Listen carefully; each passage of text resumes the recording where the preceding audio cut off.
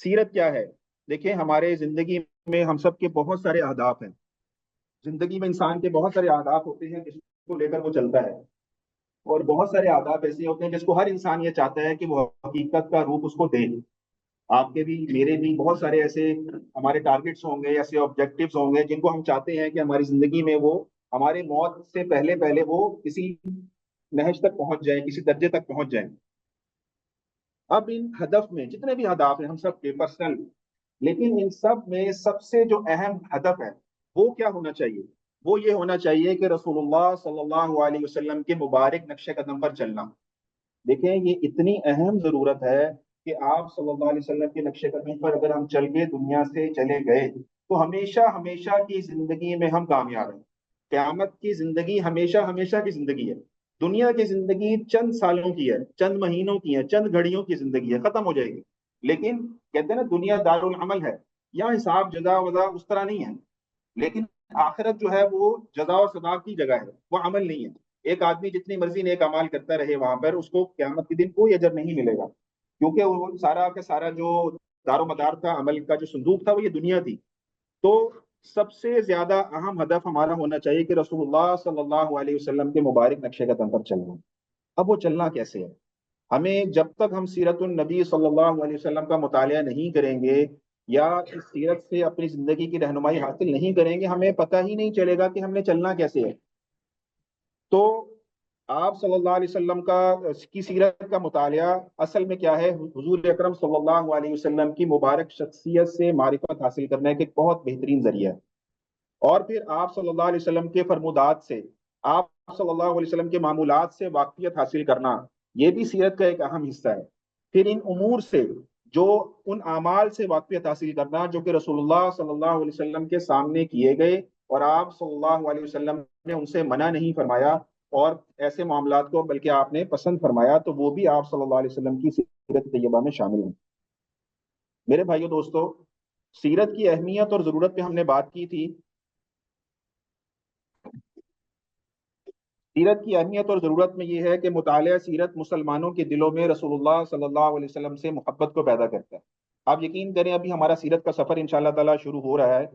اس میں آپ دیکھیں گے کہ جو جو ہم سیرت پڑھتے جائیں گے، اور انشاءاللہ تعالی اگر ہم اس کو اپنی زندگی میں پریکٹیکلی اپنی زندگی میں لاتے چلے جائیں گے، تو آپ دیکھیے گا کہ انشاءاللہ ہمارے دلوں میں حضور صلی اللہ علیہ وسلم کی جو محبت ہے وہ بڑھتی چلی جائے گی، وہ بڑھتی چلی جائے گی. اور پھر کیا ہوگا؟ اس محبت رسول صلی اللہ علیہ وسلم کو ہم پروان چڑھاتے چلے جائیں گے انشاءاللہ تعالیٰ. پھر اس سے کیا ہوگا کہ رسول اللہ صلی اللہ علیہ وسلم کے مبارک نقش قدم پر چلنے کی ہمیں ترغیب بھی یہ سیرت کا مطالعہ دیتا چلا جائے گا. اور اس کے ساتھ ساتھ جو حضور صلی اللہ علیہ وسلم کے بہترین رفقا، جو آپ نے بہترین لوگ اپنی زندگی میں تیار کیے، جن کو صحابہ کرام رضوان اللہ علیہ مجمعین کے نام سے یاد کیا جاتا ہے، آپ دیکھیے گا ان کی محبت ہمارے دلوں میں اور زیادہ راسخ ہوتی چلی جائے گی، بڑھتی چلی جائے گی.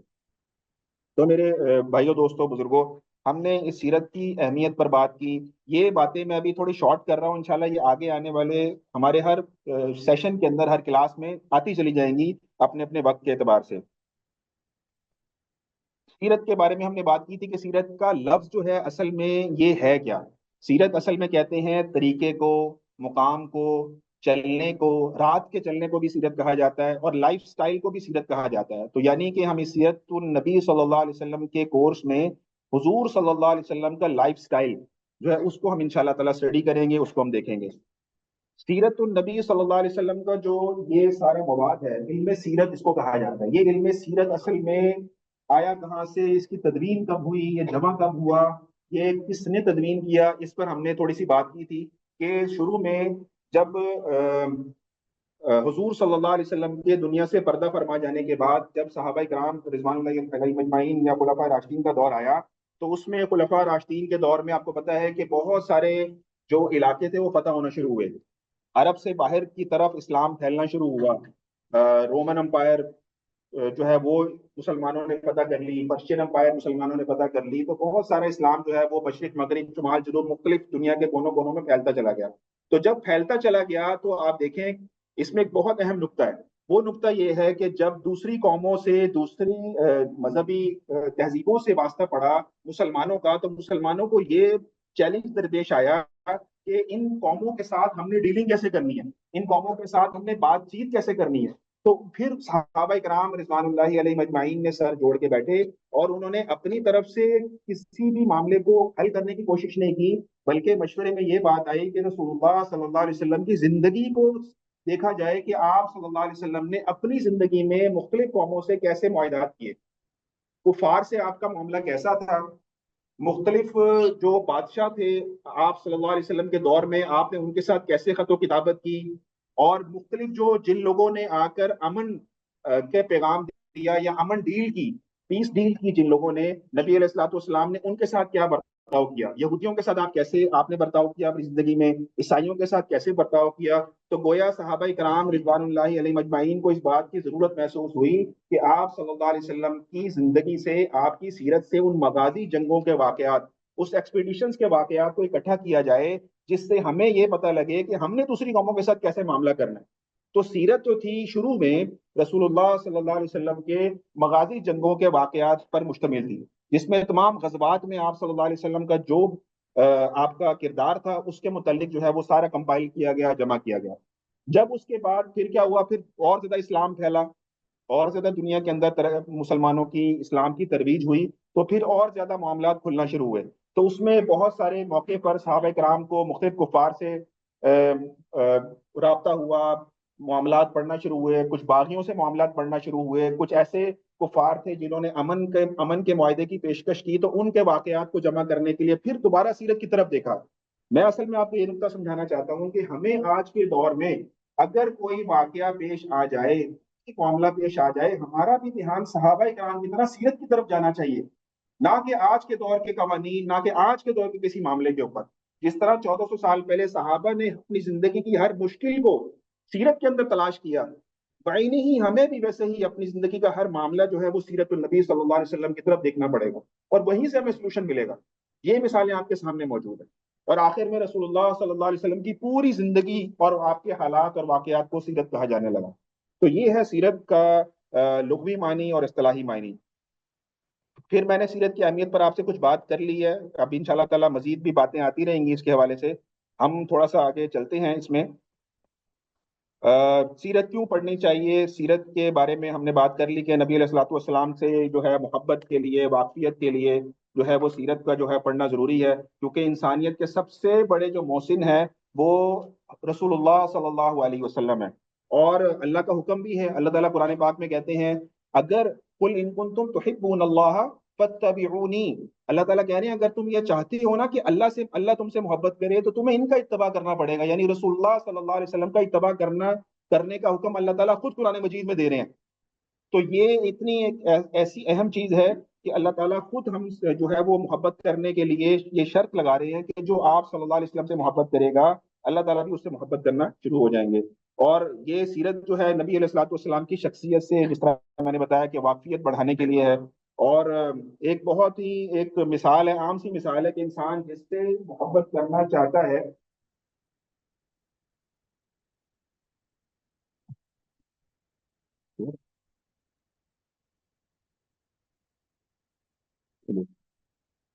انسان جس سے محبت کرنا چاہتا ہے وہ انسان اس بندے کی، اس شخص کی، اس ذات کی بات کو مانتا ہے جس سے وہ سب سے زیادہ پیار ہے۔ آپ دیکھیں کہ صحابہ کرام رضوان اللہ علیہ مجمعین کو یہ تو درجہ ملا ہے صحابیت کا، یہ کیوں ملا ہے؟ کیونکہ وہ آپ صلی اللہ علیہ وسلم کی شخصیت سے بہت اچھی طرح واقف تھے، اور جب واقف تھے تو آپ صلی اللہ علیہ وسلم کے ہر عمل پر وہ عمل کرتے تھے، آپ صلی اللہ علیہ وسلم کے ہر حکم پر وہ عمل کرتے تھے، جس کی وجہ سے وہ درجہ صحابیت میں چلے گئے۔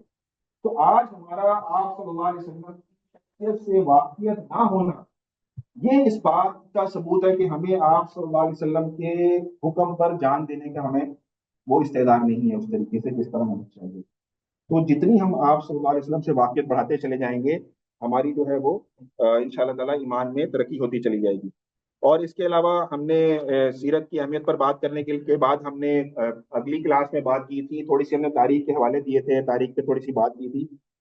ابھی ان شاء اللہ تعالیٰ میں آپ کو دکھاتا ہوں کچھ ہم نے دیکھیں ایک ایک بلکہ نا کامنٹ آئے کچھ لوگوں کے، ہم نے 2 کلاسز ابھی الحمدللہ اٹینڈ کی ہیں، تو 2 کلاسز میں کچھ لوگوں کا رسپانس ہمیں آیا وہ اس حوالے سے بھی تھوڑی سی بات کرنی تھی. اس میں ملے جلے تھوڑے سے تاثرات آئے لوگوں کے. ایک میرے پاس کامنٹ یہ بھی آیا کہ جی آپ جو ہے نا وہ سیرت پڑھائیں فٹافٹ سے. بس سیرت آپ شروع کر دیں. آپ صلی اللہ علیہ وسلم کی پیدائش سے نا حالات کو شروع کریں. پرانے جو پچھلی چیزیں ہیں نا جو ہم نے پچھلی کلاس میں کور کی تھی کہ عرب کے جو حالات تھے وہ کیا تھے، اس کا پوری دنیا کی آپ صلی اللہ علیہ وسلم کی پیدائش سے پہلے دنیا کی کیا کنڈیشن تھی، دنیا کے حالات کیا تھے، معاملات کیسے چل رہے تھے. تو اس پہ آپ بات کم کریں اور آپ نا آپ صلی اللہ علیہ وسلم کی سیرت کو لے کر کے آگے چلیں. تو میں نے اس میں ہو سکتا ہے آپ لوگوں کے دل میں بھی بات آ رہی ہو کہ یار یہ آپ ہمیں کہاں گھمائے چلے جا رہے ہو، آپ تو سیرت پہ بات کرنی تھی آپ نے، آپ تو جو ہے وہ اور طرف چلے گئے. تو ہم نے جو پہلی کلاس میں کوئی ٹاپک کور کیے تھے وہ یہ تھے احوال عالم قبل از اسلام، کہ اسلام آپ صلی اللہ علیہ وسلم کی بعثت سے پہلے جو دنیا تھی اس کے احوال کیا تھے. اصل میں یہ پریزنٹیشن ہم نے لاسٹ ٹائم بھی بنا کے لائے تھے، لیکن یہ کہ سسٹم ہمارا چل نہیں رہا تھا جس کی وجہ سے جو ہے نا یہ آپ کو میں دکھا نہیں رہا. ہم نے کچھ زبانی کلامی تو باتیں کی تھی، لیکن میں چاہتا ہوں کہ آج اس لیسن کو ذرا تھوڑا سا ریوائز کرتے ہیں اور مزید نقشے سے سمجھنے کی کوشش کرتے ہیں کہ آپ صلی اللہ علیہ وسلم کی بعثت سے پہلے دنیا میں کیا حالات تھے، دنیا کی معاشی حالت کیا تھی، دنیا کی اقتصادی حالت کیا تھی، دنیا کی سیاسی حالت کیا تھی، اور دنیا کی مذہبی حالت کیا تھی. ان سب چیزوں کو انشاءاللہ تعالیٰ تھوڑا سا ہم ٹچ کریں گے. یہ اس لیے ضروری ہے بھائیوں دوستوں بزرگوں کہ آپ جب تک یہ نہیں سمجھیں گے نا کہ آپ صلی اللہ علیہ وسلم نے تو اتنا دنیا میں اس چیز کو نبی اسلام نے جو ہے وہ کیا بنا دیا. آج دنیا کیا تھی، کیا سے کیا ہو گئی. جب کیا تھی کو نہیں سمجھیں گے نا تو کیا سے کیا ہونے کو بھی اس طرح سمجھ نہیں پائیں گے.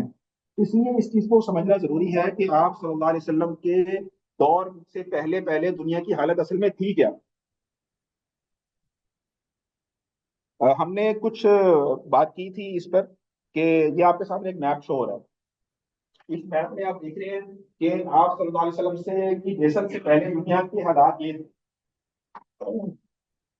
سب سے پہلے یہ سمجھے کہ آپ صلی اللہ علیہ وسلم جس علاقے میں آئے تھے وہ عرب کا علاقہ تھا. ٹھیک ہے، عرب کا علاقہ تھا، اس کو جزیرہ نما عرب کہتے تھے. جزیرہ میں نے بتایا تھا کسے کہتے ہیں، جزیرہ اس خطے کو کہتے ہیں، اس خشکی کے ٹکڑے کو کہتے ہیں جس کے چاروں طرف کیا ہو، پانی ہو، سمندر ہو. جزیرہ نما کسے کہا جاتا ہے، جزیرہ نما کہتے ہیں اس زمین کے خشکی کے ٹکڑے کو جس کے تین طرف سمندر ہو. آپ دیکھیں یہ جو علاقہ ہے یہ والا یہ گرین تھا، یہ علاقہ جو green تھا. ٹھیک ہے، اس کے تین طرف سمندر ہے، ایک طرف یہ ہے، ایک طرف یہ، اور ایک طرف وہ. ٹھیک ہے، یہ تین طرف اس علاقے کے اندر آپ صلی اللہ علیہ وسلم کی بعثت ہوئی. آپ کی پیدائش اس علاقے کے اندر ہو. یہ عرب کا علاقہ ہے. اس میں اگر آج کل کے یہ تو اس دور کا نقشہ ہے، اگر آج کے دور میں اس کو دیکھیں تو اس میں اس خطے کے اندر 7 موجود ہیں اس وقت: سعودی عرب، قطر، بحرین، عمان، مسقط، کویت، اور جو ہے وہ یو اے ای، جو متحدہ عرب امارات کے علاقے. تو یہ 7 ملک اب اس جزیرے کے اندر رہتے ہیں، اس کو ہم عرب کہتے ہیں. اس میں 7 ملک موجود ہیں اس موجودہ نقشے کے اعتبار سے. ٹھیک ہے، تو اس نبی علیہ الصلوۃ والسلام کے دور میں جو بڑی بڑی سلطنتیں تھیں، کیونکہ عرب کو تو اتنا زیادہ فیمس نہیں تھے، عرب میں تو وہ چیز کیفیت نہیں تھی کہ ان کی بہت بڑی کوئی امپائر ہوتی. تو اس دور میں جو اصل سلطنتیں تھیں وہ دو تھیں. ایک کو کہتے تھے رومن امپائر، روم، جو کہ کرسچنس تھے، وہ رومن امپائر تھے. رومن امپائر کو اس نقشے کے اندر میں نے پرپل کلر دیا ہے، یہ پرپل کلر، یہ جو جامنی کلر ہے یہ رومن امپائر تھے. آپ صلی اللہ علیہ وسلم کے دور سے پہلے کے حالات بتا رہا ہوں. اور یہ جو یلو کلر ہے یہ پرشین امپائر تھی، جس کو ساسانی سلطنت بھی کہا جاتا ہے، ساسانیڈ بھی کہتے ہیں اس کو. تو یہ جو تھی یہ ایرانی حکومت، ایرانی سلطنت وہ یہ والی تھی، اور روم کی سلطنت یہ والی. تو یہ تھے جو رومن تھے وہ کرسچن تھے، اور جو یہ ایرانی تھے وہ مجوسی تھے، آتش پرست. مجوسی کیسے کہتے ہیں، جو کہ طبعی عناصر کی پوجا کرتے ہیں، یعنی کہ مٹی ملی مٹی کی پوجا کر لی، آگ ملی آگ کی پوجا کر لی. تو اس طرح کے جو طبعی ہوا کی پوجا کر لی، اس طرح کے جو طبعی عناصر ہیں ان کی پوجا کرتے ہیں، یہ وہ مجوسی کہلاتے ہیں. جنرلی یہ آگ کی پوجا کرتے تھے، آتش پرست تھے. تو آپ کو میں نے بتایا کہ آپ صلی اللہ علیہ وسلم کے دور میں یہ حالات تھے دنیا کے اس کے اعتبار سے، نقشے کے اعتبار سے، جغرافیائی اعتبار سے. تو اس پہ میں نے بہت زیادہ ڈیٹیل میں بات کی تھی کہ ان میں کیا کیا برائیاں تھیں، کیا کیا مسائل تھے ان کے. میں صرف اس کا خلاصہ آپ کے سامنے رکھوں گا انشاءاللہ تعالیٰ، اور پھر ہم آگے چلیں گے. سب کے اندر جو کامن چیزیں تھیں نا، وہ کامن چیزیں یہ تھیں کہ انتہائی پستی میں ڈوبے ہوئے لوگ تھے. انتہائی پستی، اخلاقی اعتبار سے بھی پست تھے، بے حیائی عام تھی، آوارگی عام تھی۔ اچھا اب آپ نے یہ باتیں جب سمجھنی ہے سننی ہے نا، تو آپ نے اس کا نا اپنے ذہنوں کے اندر خود ہی موازنہ کرتے رہنا ہے آج کے حالات سے بھی، کہ آج ہماری جو حالات ہیں اقتصادی طور پر، مذہبی طور پر، سیاسی طور پر، معاشرتی طور پر، اخلاقی طور پر، کیا یہ باتیں، کیا یہ چیزیں ہمارے آج کے معاشرے میں بھی موجود ہیں یا نہیں ہیں؟ یہ آپ نے اپنے اندر خود کیلکولیٹ کرتے رہنا دماغ کے اندر۔ میں آپ کو اس دور، پچھلی کلاس میں ہم نے تفصیل سے اس پہ بات کی تھی، آج میں انشاءاللہ کیونکہ آگے کی سبق چلانا ہے میں نے، تو میں اس کو تھوڑا سا تیزی سے لے کے چلوں گا۔ تو اس دور میں یعنی آپ صلی اللہ علیہ وسلم کی پیدائش سے پہلے انتہائی پستی میں ڈوبے ہوئے لوگ، اور سیاسی پستی بھی تھی، اقتصادی طور پر بھی پست تھے۔ آسمانی جو مذاہب تھے نا، جو کہ حضرت عیسیٰ علیہ السلام کا مذہب تھا یا موسیٰ علیہ السلام کی کتابیں تھیں، ان سب میں تحریف ہو چکی تھی، تبدیلی ہو چکی تھی، ان کی تاثیر ختم ہو چکی تھی، یعنی کہ صحیح معنوں میں آسمانی مذاہب پر عمل کرنے والے لوگ نہ ہونے کے برابر تھے۔ پھر مذہب کی ایسی حیثیت نہیں تھی کہ یہ سمجھا جاتا کہ یہ اللہ تعالیٰ کی طرف سے بھیجا ہوا ایک بہت اہم پیغام ہے۔ مذہب میں لوگوں نے تحریفات کر لی، رد و بدل کر لیا، تغیر کر لیا، کسی نے بت بنا کے پوجنا شروع کر دیا، کسی نے کسی چیز کو خدا بنا کے پوجنا شروع کر دیا۔ لوگوں نے کہا کہ اللہ تعالیٰ کی طرف جانے کا راستہ یہ ہے کہ ان لوگوں کے تھرو اللہ کی طرف جاؤ، ان واسطوں کے ذریعے سے اللہ تعالیٰ کی طرف جاؤ، اور اس کے نتیجے میں جگہ جگہ جگہ جگہ کچھ نہ کچھ لوگوں نے کسی نے بت تراش لیے، کسی نے کچھ کر لیا، کسی نے کچھ کر لیا۔ تو انسانی جو افکار تھے، انسانی جو نظریات تھے، وہ اس قدر اس میں انسانوں کے جو مذاہب کی اس میں رکاوٹ بن گئے، سرایت کر گئے، کہ لوگوں نے جو ہے وہ لوگوں سے اور ان چیزوں سے جو ہے نا فیض حاصل کرنا شروع کر دیا۔ زیادہ تر لوگ مرتد ہو گئے جس طرح میں نے آپ کو بتا دیا، اور اپنی اپنی پسند کے لوگوں نے قوانین وضع کر لیے تھے۔ تو جو کامن برائیاں تھیں وہ یہ آوارگی تھی، بے حیائی تھی، زنا تھا، چوری تھی، مال و اولاد کا لوٹ لینا تھا، اور قبائل میں رہنا، اور اس طرح کے سارے واقعات، ساری برائیاں ان کے اندر تھیں۔ یہ تھے ساری دنیا کے حالات۔ اب جزیرت العرب کی بات کریں تو جزیرت العرب میں بھی پچھلی دفعہ ایک بڑا اچھا سوال آیا تھا قمر صاحب کی طرف سے، کہ جی آپ کہہ رہے ہیں کہ جی یہ دنیا کے حالات تھے، تو جزیرت العرب کے حالات بھی تو یہی تھے، تو پھر ان میں اور ان میں فرق کیا تھا؟ تو اس کا ہم نے جو لاسٹ ٹائم جو ہے وہ جواب ڈسکس بھی کیا تھا۔ میں تھوڑا سا اس سوال کو اور اس جواب کو تھوڑا دوہرا دیتا ہوں کہ اصل میں ان میں فرق کیا تھا۔ اصل میں جو عرب جو تھے نا، عرب کسی تہذیب کے پابند نہیں تھے۔ رومن جو تھے وہ کرسچن تہذیب کے ساتھ زندگی گزار رہے تھے۔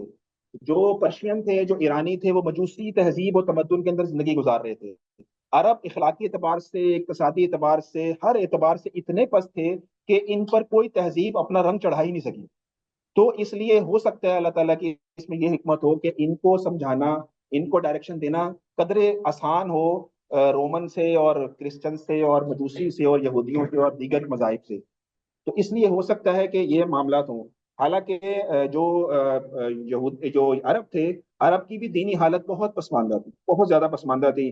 اس میں بت پرستی کا رواج عام تھا، اپنے اپنے آباء و اجداد کی جو جو میراث تھی اس کی عظمت ان کے دلوں میں بہت زیادہ تھی۔ ہر بندہ اپنے اپنے قبائل اور اپنے اپنے آباء و اجداد کے طریقہ پر فخر کرتا تھا، اور اسی کو حرف آخر سمجھتا تھا، اور ہر قبیلے کا مخصوص اپنا اپنا بت تھا۔ ہر قبیلہ جو ہے کسی نہ کسی بت کی جو ہے وہ پوجا کرتا تھا۔ میں آپ کو ابھی یہ دکھا رہا ہوں ایک تصویر، یہ مختلف مذاہب کی تصویریں ہیں کہ آپ صلی اللہ علیہ وسلم کے دور سے پہلے مذہبی اعتبار سے اس جزیرہ عرب کا کیا حال ہے۔ آپ دیکھ رہے ہیں اس میں یہ جو لگی ہوئی ہے نشانی کی، ایسے ماچس کی تیلی کی طرح کی، یہ بت پرستی کا بتا رہے ہیں کہ ان علاقوں میں بت پرستی بہت عام ہے۔ یہ عرب کا علاقہ ہے، یہ نجد کا علاقہ تھا۔ اس میں بت پرستی آپ دیکھتے ہیں جگہ جگہ جگہ جگہ یہ نشان لگائے گئے ہوں گے۔ تو یہاں بت پرستی سب سے بڑا جو مذہب بت پرستی تھا، یہ لوگ بتوں کی پوجا کرتے تھے۔ باقی آپ دیکھیں کچھ علاقوں کے اندر جو ہے وہ کرسچن تھے، جیسے یہ غسانی سلطنت ہے، اس میں زیادہ تر کرسچن تھے۔ یہ سلطنت مناظرہ ہے، اس میں کرسچن موجود تھے۔ پھر یمن کے اندر جو ہے وہ عیسائی تھے۔ تو یہ مختلف علاقے جو ہے آپ کے سامنے موجود ہیں، جس میں مختلف مذاہب کو جو ہے وہ دکھایا جا رہا ہے۔ تو اس میں جو ان کی دینی حالت تھی عربوں کی، سیاسی حالت، اقتصادی حالت، معاشرتی حالت، اخلاقی حالت بہت زیادہ پست تھی۔ اچھا اب اس میں یہ نہیں تھا کہ سارے کے سارے لوگ ہی بت پرستی تھے، اس میں کچھ ایسے لوگ تھے جو کہ بت پرستی سے نفرت کرتے تھے۔ یعنی کہ آپ دیکھیں کہ ان میں بھی کچھ ایسے خطیب تھے، کچھ دانا تھے، کچھ عقل مند لوگ تھے جو کہ بت پرستی سے اس دور میں بھی نفرت کرتے تھے، اچھا نہیں سمجھتے تھے۔ ان میں کتابوں میں ایک نام آتا ہے، اس بن سعدہ ایادی شخص ہے یہ۔ تو یہ جو شخص تھا یہ اپنی قوم کا خطیب تھا، دانا تھا اور سمجھدار آدمی تھا. یہ بت پرستی کو اچھا نہیں سمجھتا تھا. اور اپنی قوم سے نا، اچھا اس نے کیا کیا تھا، اس شخص نے اپنی قوم سے نا ایک بار خطاب کیا. اور اس نے خطاب کرتے ہوئے نا مکہ مکرمہ کی طرف اشارہ کیا. اس نے کہا کہ ایک وقت آئے گا یہاں سے حق نمودار ہوگا. تو لوگوں نے اسے کہا کہ حق سے کیا مراد ہے. تو اس نے بتایا تھا کہ یہاں پہ ایک شخص آئے گا، آگے آنے والے دنوں میں ایک شخص آئے گا جو کہ توحید کی دعوت دے گا، جو کہ توحید کی دعوت دے گا. اور جو ہے وہ لوئی بن غالب کی نسل سے ہوگا، اور وہ تمہیں کلمہ توحید کی طرف بلائے گا. پھر اس نے کہا تھا اگر میں اس وقت موجود ہوا نا، اگر مجھے اللہ نے زندگی دی تو میں اس کی اس کے ہاتھ میں سب سے پہلے کلمہ پڑھنے والوں میں سے ہو جاؤں گا. اس شخص نے کہا تھا. لیکن ہوا یہ کہ آپ صلی اللہ علیہ وسلم کے دور میں تو یہ تھا، لیکن آپ کی بعثت سے پہلے یہ فوت ہو گئے. تو یعنی کہ آپ صلی اللہ علیہ وسلم کی پیدائش سے پہلے لوگوں نے جو ہے وہ گواہی دینا شروع کر دی تھی کہ اس علاقے کے اندر اس دور میں ایک شخص آنے والے ہیں. سیاسی اعتبار سے، اقتصادی اعتبار سے بے تحاشا ان میں کمیاں تھیں. اور یہ مختلف مذاہب تھے، یہودیت تھی، عیسائیت تھی، مجوسیت تھی، بدھ مت تھے، اور ہندو بھی تھے یہاں پہ. ہندو بھی تھے. تو ہم نے اس کو بڑی تفصیل سے بات کی تھی کہ یہودیوں میں کیا برائیاں تھیں، عیسائیت میں کیا برائیاں تھیں، مجوسیت کیا مسئلے تھے ان میں. بدھ مت جو تھے یہ بھی بتوں کی پوجا کرتے تھے. جہاں دیکھتے تھے یہ بدھ مت کیا کرتے تھے، اپنے ساتھ بتوں کو ساتھ رکھتے تھے، چھوٹا سا بت ساتھ لیتے تھے سفر کے اندر، اور بس جہاں پہ ان کو موقع ملتا تھا عبادت شروع کر دیتے تھے. تو یہ سارے باطل مذاہب موجود تھے. پھر ہم نے کچھ بات کی تھی جزیرہ عرب اسلام کا گہوارہ کیوں بنا، آخر اللہ تعالیٰ نے اس خطے کو کیوں چنا. تو اس کی تین چار وجوہات ہیں، بڑی اہم ہیں. ایک تو جو جزیرہ عرب تھا اس کی جغرافیائی جو پوزیشن تھی نا، وہ بڑی اہم تھی. جیسے میں آپ کو بتا رہا ہوں کہ یہ جو جزیرہ عرب ہے، یہ یہ ہے مکہ مکرمہ. اور آپ کو پتا ہے بیت اللہ جو ہے مکہ مکرمہ کے اندر ہے، خانہ کعبہ. خانہ کعبہ کے بارے میں آتا ہے یہ نافع زمین ہے، یعنی زمین کا سینٹر ہے. تو اللہ تعالیٰ نے اس سینٹر کا انتخاب کیا کہ جب یہاں سے حق پھیلے گا تو دنیا کے چاروں کونوں میں جانا اس کا یکساں ہوگا، آسان ہوگا، تیزی سے پھیلے گا. تو ایک جغرافیائی پوزیشن اس کی بہت اہم تھی. اچھا، اس کے بعد جس طرح میں نے بتایا کہ خانہ کعبہ یہاں موجود تھا، لوگ آتے تھے یہاں پہ حج کرتے تھے. تو ایک یہ وجہ بھی ہو سکتی ہے کہ اللہ تعالیٰ نے جزیرہ عرب کو اسلام کے گہوارے کے طور پر چنا ہو. پھر میں نے آپ کو یہ بھی بتایا کہ عرب جو ذہن تھے وہ تہذیبی غلبے سے پاک تھے. ان پر نہ عیسائیت کا رنگ چڑھا تھا نہ یہودیت کا رنگ چڑھا تھا، بلکہ یہ باطل ایک ڈائریکشن میں جا رہے تھے.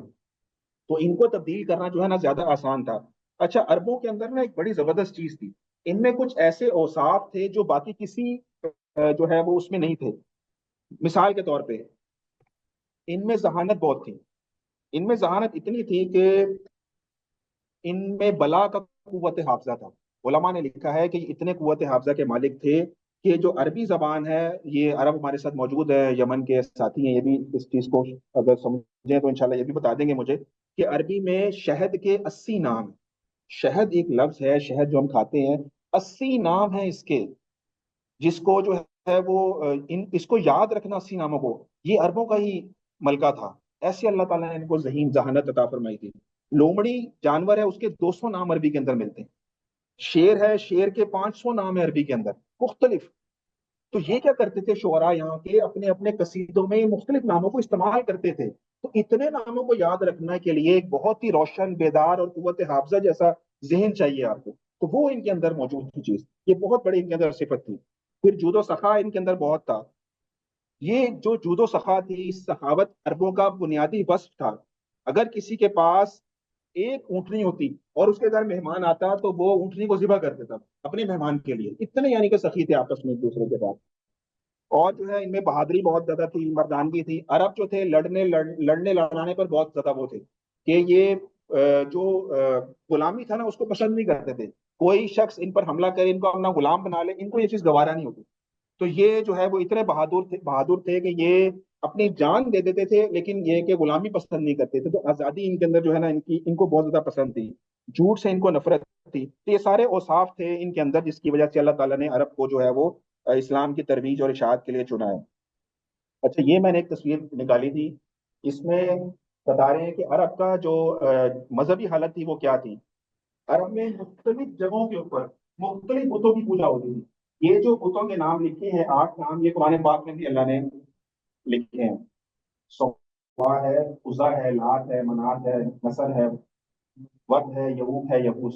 یہ جو 8 نام ہیں بتوں کے، یہ مختلف علاقوں کے اندر مختلف جو ہے وہ لوگ اپنے اپنے بت کی پوجا کرتے ہیں، اور کتابوں کے اندر کچھ ایسے جو سیرت کی کتابیں ہیں ان میں بہت سارے بتوں کا تذکرہ ہے، لیکن وہ قرآن پاک میں نہیں ہے، وہ یہ موجود ہے۔ تو یہ مختلف طرح کے بت ہیں جن کو یہ لوگ پوچھتے تھے، یہ ان کی مذہبی حالت تھی۔ تو آپ کو اس سے اندازہ ہو رہا ہے کہ مذہبی حالت بہت زیادہ پستی کی طرف تھی ان کی۔ عرب کا تھوڑا سا آگے چلتے ہیں، اب یہاں سے ہمارا انشاءاللہ نیا ٹاپک سٹارٹ ہو رہا ہے۔ عرب عرب جو ہے، عرب ان کی اصل میں 3 قسمیں تھیں۔ سب سے پہلے عرب تھے عرب باحدہ۔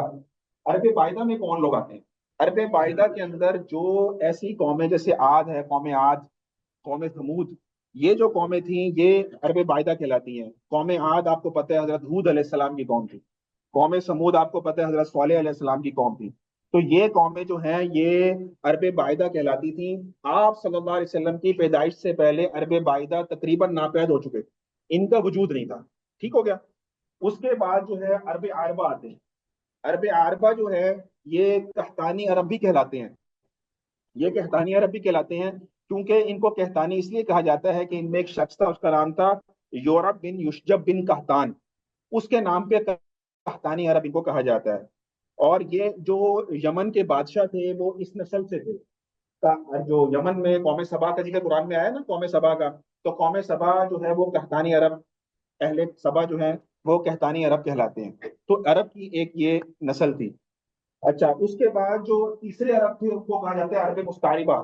عرب مستعربہ کہا جاتا ہے ان کو، اور عرب مستعربہ کا ایک اور نام بھی ہے عدنانی عرب۔ اچھا، یہ حضرت اسماعیل علیہ السلام کی نسل ہے۔ جو عرب مستعربہ ہے یہ حضرت اسماعیل علیہ السلام کی نسل ہے، اور آپ صلی اللہ علیہ وسلم پیدائش ہوئی ہے وہ اس نسل سے ہے، عرب مستعربہ سے۔ اور ان کو مستعربہ کیوں کہتے ہیں؟ کیونکہ کہا جاتا ہے کہ حضرت اسماعیل علیہ السلام کی زبان جو تھی نا وہ عبرانی تھی، تو عبرانی زبان کی وجہ سے ان کو مستعربہ کہا جانے لگا۔ اچھا، ان کو ادنانی عرب بھی کہا جاتا ہے۔ ادنانی عرب کیوں کہتے ہیں؟ کیونکہ آپ صلی اللہ علیہ وسلم کے جو آباء و اجداد ہیں ان میں ایک شخص ہے، ان کا نام ہے عدنان۔ تو عدنان کی وجہ سے، کیونکہ ان سے ساری نسل چلی آگے نبی علیہ السلام تک، تو اس لیے ان کو عدنانی نسل بھی کہا جاتا ہے۔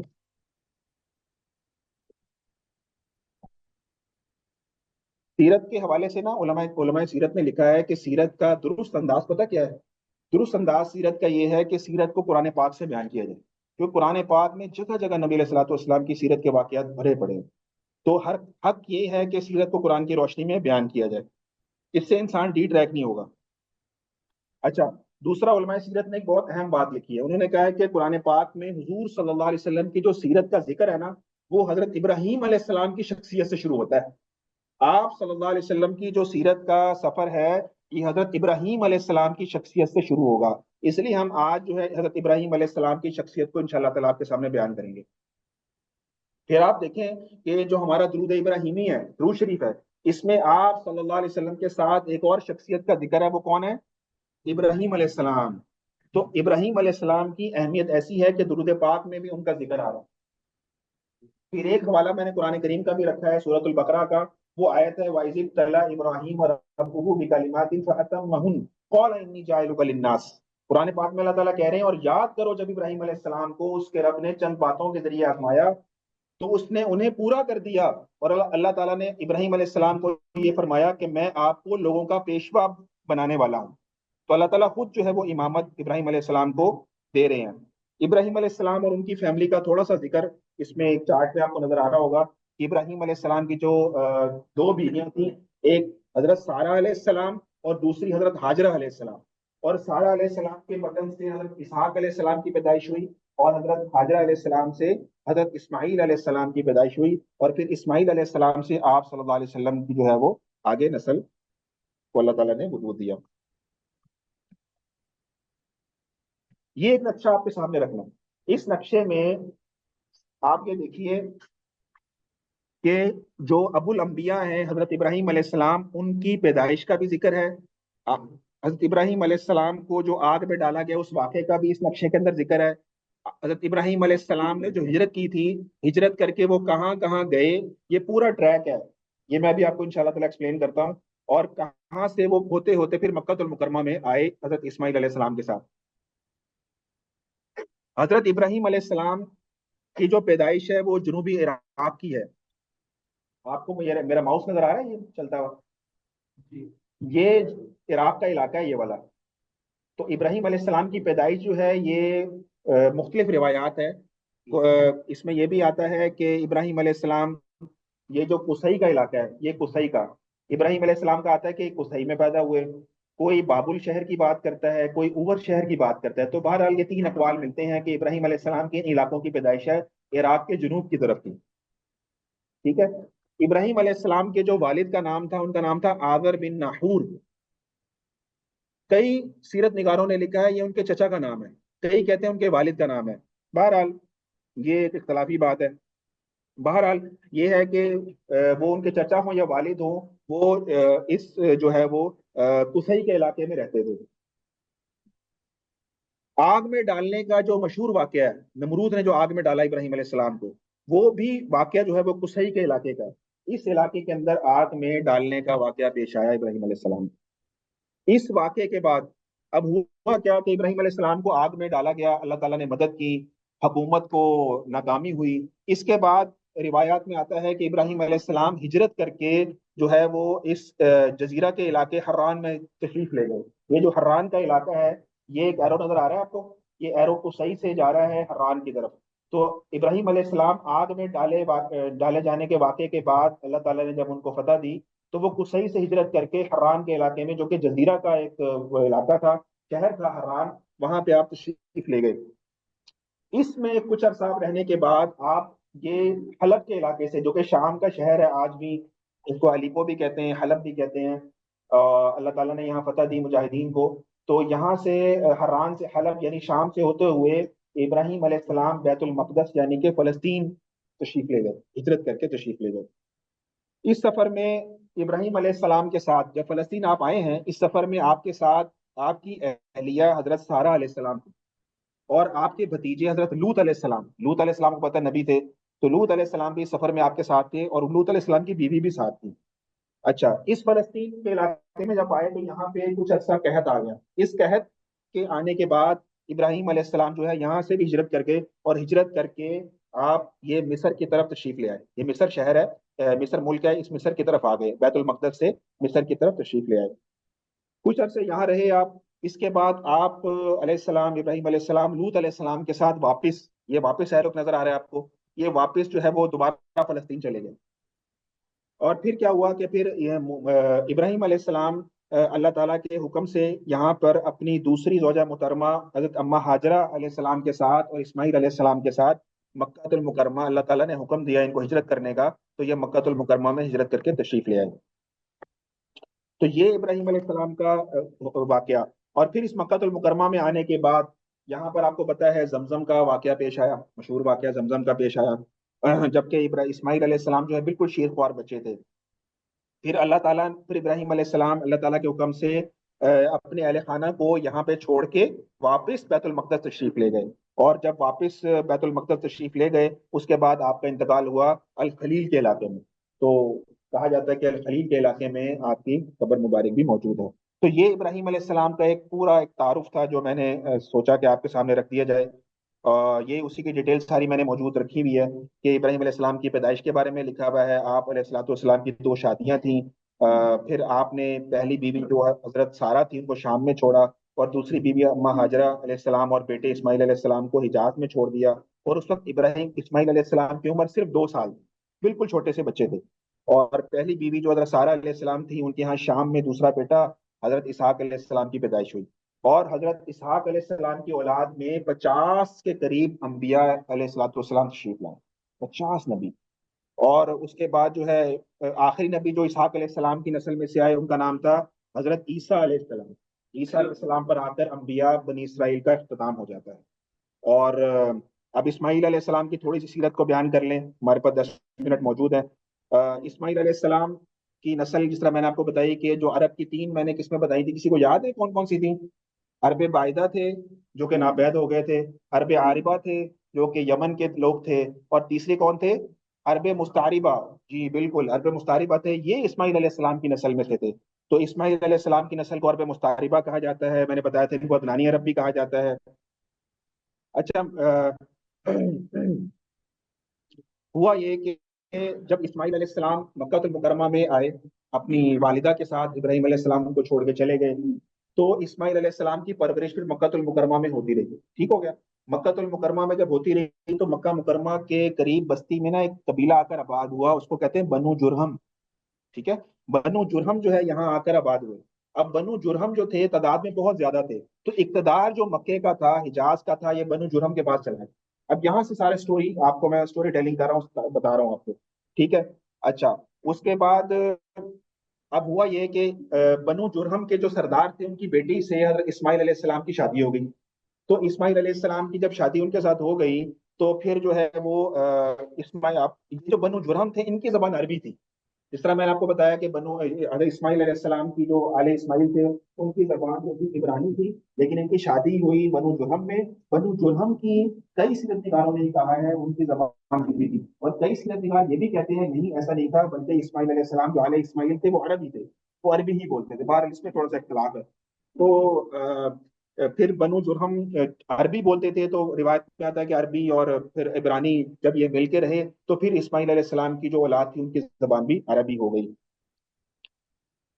قرآن کریم میں ایک ذکر ہے ابراہیم علیہ السلام کا اپنی قوم سے مکالمہ کا۔ اس میں بڑا زبردست ایک توحید کی سبق دیا ہے قرآن پاک نے ابراہیم علیہ السلام کے توسط سے ہمیں، کہ ابراہیم علیہ السلام نے ایک مرتبہ نا ایک ستارے کو دیکھا، ایک ستارے کو دیکھا تو اپنی قوم سے کہا کہ یہ میرا رب، کیا یہ میرا رب ہے؟ ستارہ چمک رہا ہے آسمان کے اوپر، کیا یہ میرا رب ہے؟ تو جب وہ دیکھا کہ جب وہ تھوڑی دیر بعد ستارہ بجھ گیا، ڈوب گیا، تو آپ نے فرمایا کہ میں تو ڈوبنے والوں کو پسند نہیں کرتا۔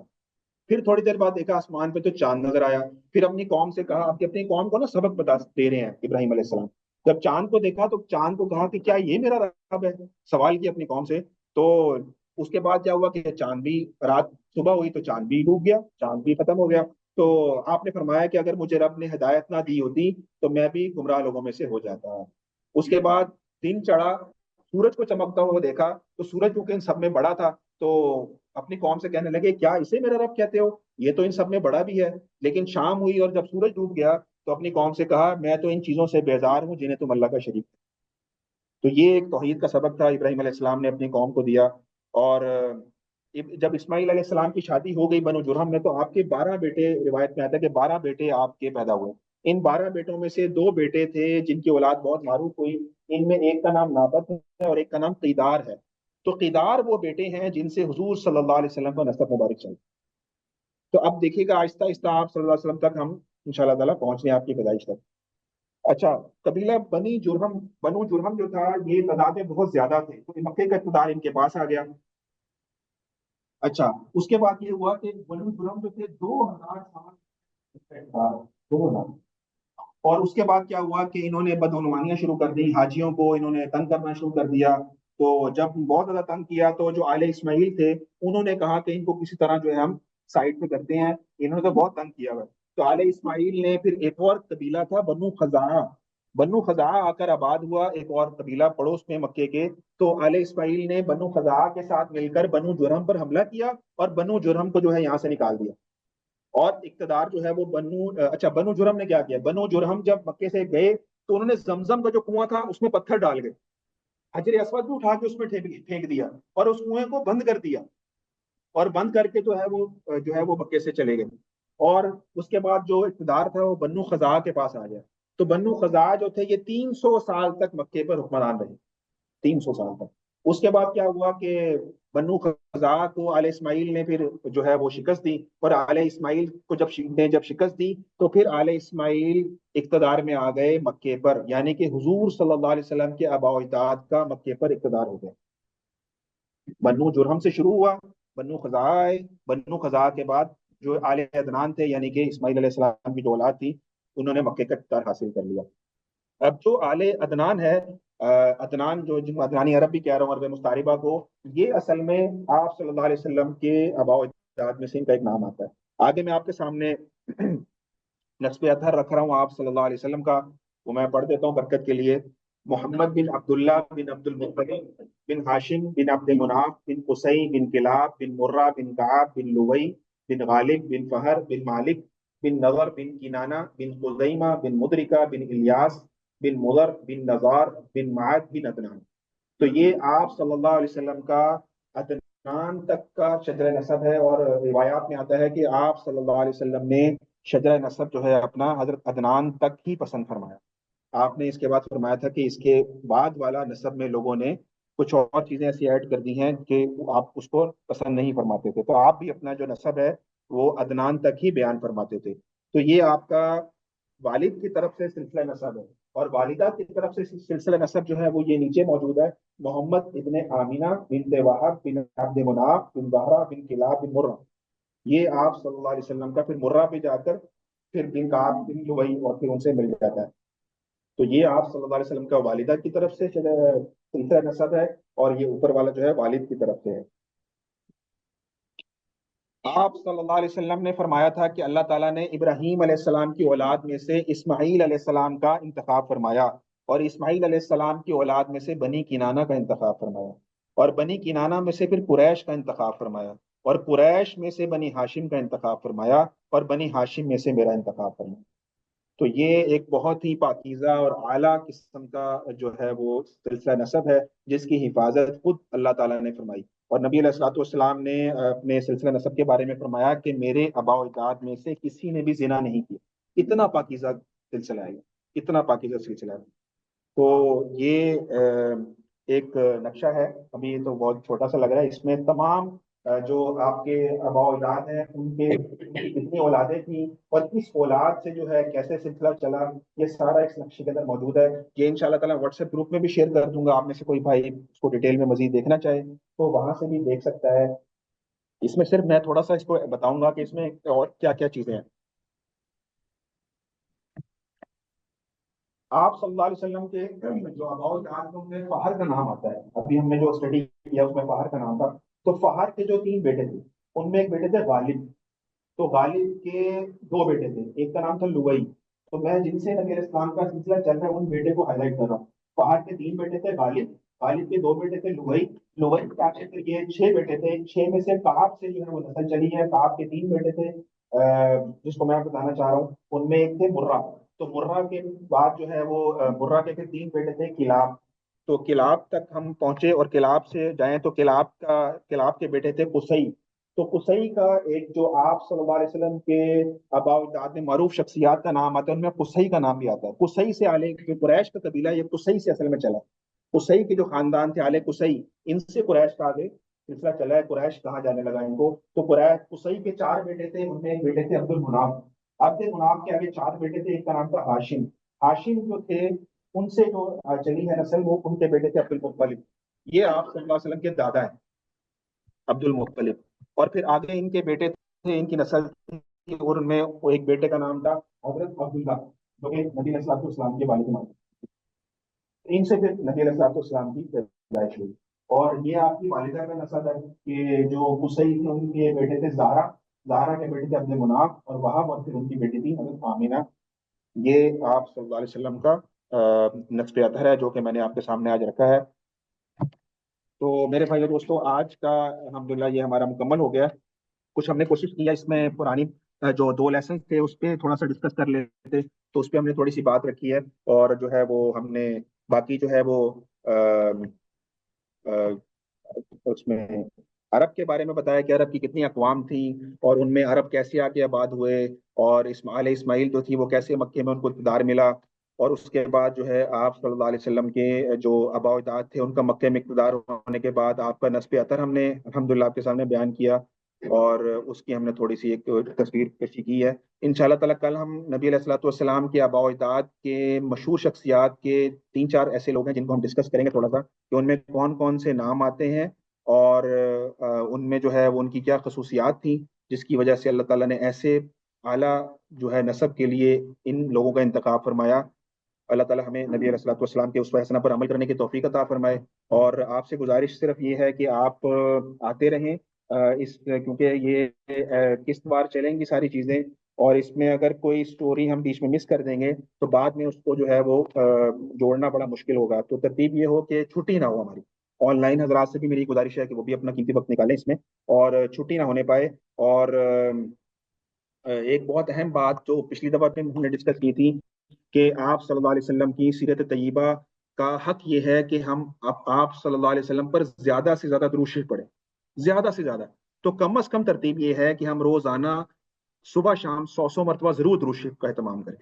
تب جا کے ان شاء اللہ تعالیٰ آپ دیکھیے گا کہ سیرت کی جو یہ نورانی سلسلہ ہے انشاءاللہ اس سے ہمیں بہت زیادہ فیض حاصل ہوگا. تو امید کرتا ہوں انشاءاللہ تعالیٰ آپ اس درود شریف کا اہتمام کریں گے. اللہ تعالیٰ ہم سب کو جو ہے عمل کرنے کی توفیق عطا فرمائے.